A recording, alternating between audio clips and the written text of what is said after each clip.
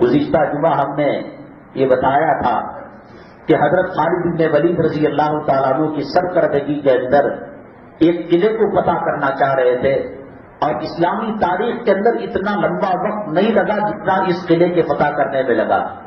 1 سال کا عرصہ جاتے حملہ ہوتا، جاتے حملہ ہوتا۔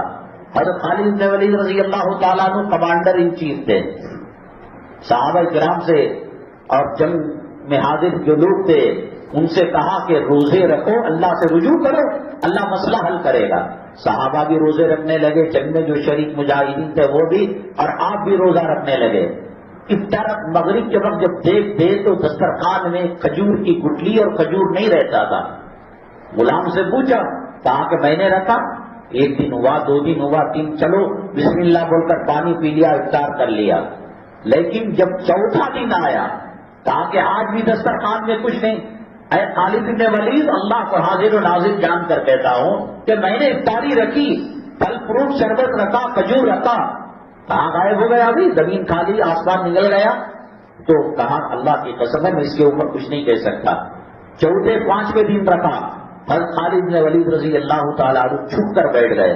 یہ رکھنا نہیں رکھنا، یہ جھوٹ بول رہا ہے، نہیں رکھ کر رکھ تو بول رہا ہے، یا رکھنے کے بعد کوئی اور اٹھا کر لے جا رہا ہے۔ تو دیکھا کہ کتا آیا، دسترخوان کو سمیٹا، اپنے منہ میں رکھ کر وہ کسی حکم کے انتظار میں آرڈر پر جیسے سوئیگی والا جا رہا ہے بڑی تیز رفتار سے جانے لگا۔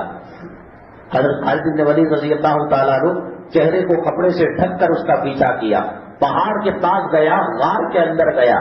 حضرت خالد بن ولید رضی اللہ تعالیٰ عنہ دبلے پتلے تھے، ہتھیارات کو کہیں کنارے چھپا دیا اور کتے کا پیچھا کیا، اور دیکھا کہ کتا جب غار سے اس طرف گیا ہے تو قلعے کو اندر جانے والا ایک چور رستہ یہاں سے ہے۔